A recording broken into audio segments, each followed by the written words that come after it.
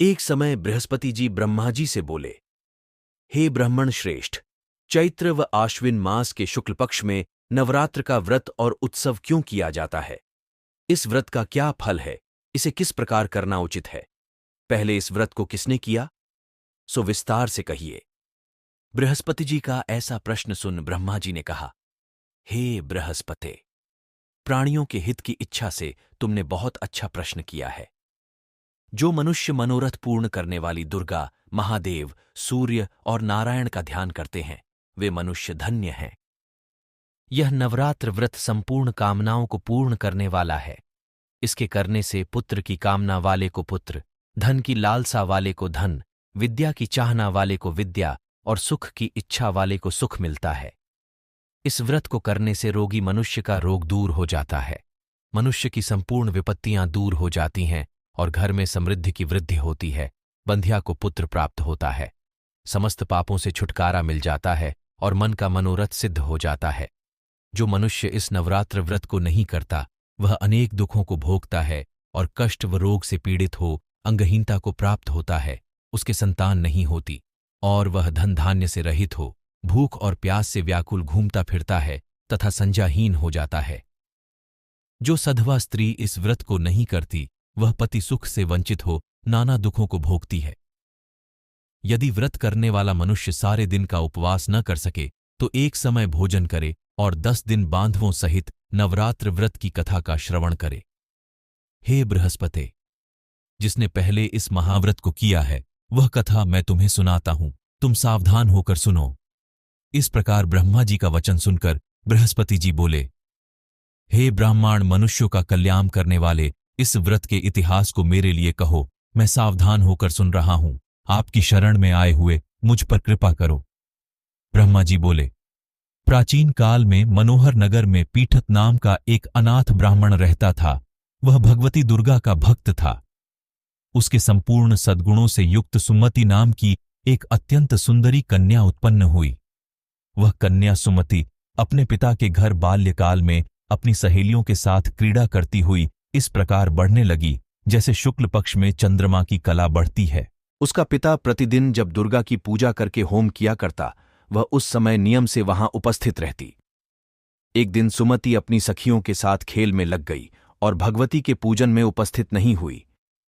उसके पिता को पुत्री की ऐसी असावधानी देखकर क्रोध आया और वह पुत्री से कहने लगा, अरे दुष्ट पुत्री, आज तूने भगवती का पूजन नहीं किया, इस कारण मैं किसी कुष्ठ रोगी या दरिद्र मनुष्य के साथ तेरा विवाह करूंगा। पिता का ऐसा वचन सुन सुमति को बड़ा दुख हुआ और पिता से कहने लगी, हे पिता, मैं आपकी कन्या हूं तथा सब तरह आपके अधीन हूं, जैसी आपकी इच्छा हो वैसा ही करो। राजा से, कुश्ती से, दरिद्र से अथवा जिसके साथ चाहो मेरा विवाह कर दो, पर होगा वही जो मेरे भाग्य में लिखा है। मेरा तो अटल विश्वास है, जो जैसा कर्म करता है उसको कर्मों के अनुसार वैसा ही फल प्राप्त होता है, क्योंकि कर्म करना मनुष्य के अधीन है पर फल देना ईश्वर के अधीन है।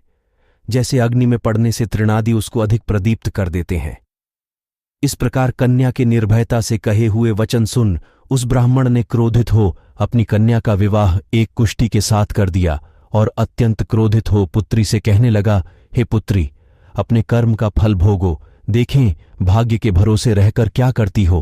पिता के ऐसे कटु वचनों को सुन सुमति मन में विचार करने लगी, अहो, मेरा बड़ा दुर्भाग्य है जिससे मुझे ऐसा पति मिला।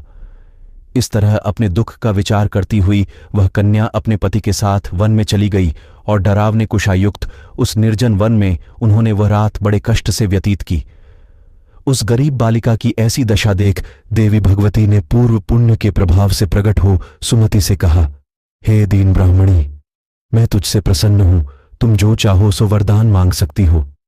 भगवती दुर्गा का यह वचन सुन ब्राह्मणी ने कहा, आप कौन हैं, वह सब मुझसे कहो। ब्राह्मणी का ऐसा वचन सुन देवी ने कहा कि मैं आदिशक्ति भगवती हूं और मैं ही ब्रह्म विद्या व सरस्वती हूं।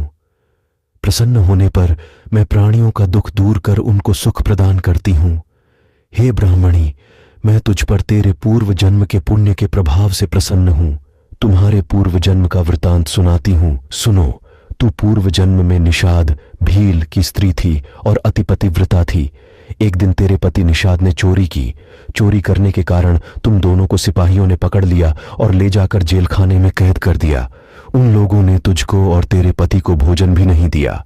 इस प्रकार नवरात्र के दिनों में तुमने न तो कुछ खाया और न जल ही पिया। इस प्रकार 9 दिन तक नवरात्र का व्रत हो गया। हे ब्राह्मणी, उन दिनों में जो व्रत हुआ, इस व्रत के प्रभाव से प्रसन्न होकर मैं तुझे मनोवांछित वर देती हूं। तुम्हारी जो इच्छा हो सो मांगो। इस प्रकार दुर्गा के वचन सुन ब्राह्मणी बोली, अगर आप मुझ पर प्रसन्न हैं तो हे दुर्गे, मैं आपको प्रणाम करती हूं, कृपा करके मेरे पति का कोढ़ दूर करो। देवी ने कहा, उन दिनों तुमने जो व्रत किया था, उस व्रत का 1 दिन का पुण्य पति का कोढ़ दूर करने के लिए अर्पण करो। उस पुण्य के प्रभाव से तेरा पति कोढ़ से मुक्त हो जाएगा। ब्रह्मा जी बोले। इस प्रकार देवी के वचन सुन वह ब्राह्मणी बहुत प्रसन्न हुई और पति को निरोग करने की इच्छा से जब उसने तथास्तु, ठीक है, ऐसा वचन कहा, तब उसके पति का शरीर भगवती दुर्गा की कृपा से कुष्ठ रोग से रहित हो अति कांतिवान हो गया। वह ब्राह्मणी पति की मनोहर देह को देख देवी की स्तुति करने लगी। हे दुर्गे, आप दुर्गति को दूर करने वाली, तीनों लोकों का संताप हरने वाली, समस्त दुखों को दूर करने वाली, रोगी मनुष्य को निरोग करने वाली, प्रसन्न हो मनोवांछित वर देने वाली और दुष्टों का नाश करने वाली जगत की माता हो। हे अम्बे, मुझ निरपराध अबला को मेरे पिता ने कुश्ती मनुष्य के साथ विवाह कर घर से निकाल दिया। पिता से तिरस्कृत निर्जन वन में विचर रही हूं। आपने मेरा इस विपदा से उद्धार किया है। हे देवी, आपको प्रणाम करती हूं, मेरी रक्षा करो। ब्रह्मा जी बोले। हे बृहस्पते, उस ब्राह्मणी की ऐसी स्तुति सुन देवी बहुत प्रसन्न हुई और ब्राह्मणी से कहा, हे ब्राह्मणी, तेरे उदालय नामक अति बुद्धिमान, धनवान, कीर्तिवान और जितेंद्रिय पुत्र शीघ्र उत्पन्न होगा।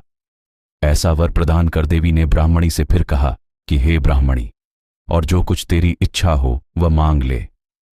भगवती दुर्गा का ऐसा वचन सुन सुमति ने कहा कि हे भगवती दुर्गे, अगर आप मुझ पर प्रसन्न हैं तो कृपा कर मुझे नवरात्र व्रत की विधि और उसके फल का विस्तार से वर्णन करें।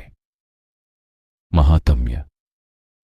इस प्रकार ब्राह्मणी के वचन सुन दुर्गा ने कहा, हे ब्राह्मणी, मैं तुम्हें संपूर्ण पापों को दूर करने वाले नवरात्र व्रत की विधि बतलाती हूं, जिसको सुनने से मोक्ष की प्राप्ति होती है। आश्विन मास के शुक्ल पक्ष की प्रतिपदा से लेकर 9 दिन तक विधिपूर्वक व्रत करें। यदि दिन भर का व्रत न कर सकें तो एक समय भोजन करें। विद्वान ब्राह्मणों से पूछकर घट स्थापन करें और वाटिका बनाकर उसको प्रतिदिन जल से सींचें। महाकाली, महालक्ष्मी और महासरस्वती देवी की मूर्तियां स्थापित कर उनकी नित्य विधि सहित पूजा करें और पुष्पों से विधिपूर्वक अर्घ्य दें। बिजौरा के फल से अर्घ्य देने से रूप की प्राप्ति होती है। जायफल से अर्घ्य देने से कीर्ति, दाख से अर्घ्य देने से कार्य की सिद्धि होती है। आंवले से अर्घ्य देने से सुख की प्राप्ति और केले से अर्घ्य देने से आभूषणों की प्राप्ति होती है। इस प्रकार पुष्पों व फलों से अर्घ्य देकर व्रत समाप्त होने पर 9वें दिन यथाविधि हवन करें। खांड, घी, गेहूं, शहद, जौ, तिल, बिल्व, बेल, नारियल, दाख और कदंब आदि से हवन करें। गेहूं से होम करने से लक्ष्मी की प्राप्ति होती है। खीर एवं चंपा के पुष्पों से धन की और बेल पत्तों से तेज व सुख की प्राप्ति होती है। आंवले से कीर्ति की और केले से पुत्र की, कमल से राज सम्मान की और दाखों से संपदा की प्राप्ति होती है। खांड, घी, नारियल, शहद, जौ और तिल तथा फलों से होम करने से मनोवांछित वस्तु की प्राप्ति होती है।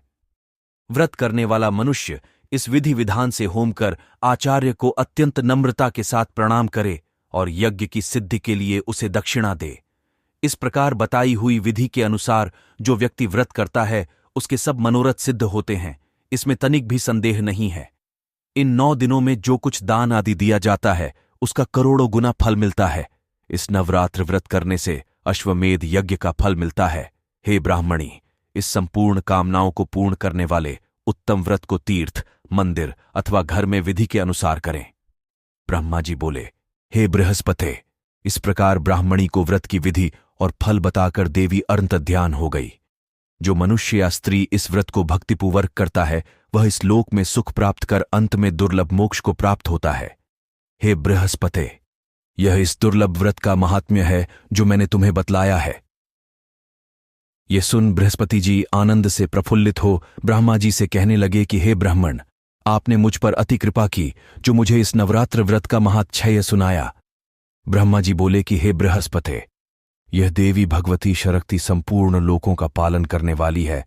इस महादेवी के प्रभाव को कौन जान सकता है? बोलो देवी भगवती की जय।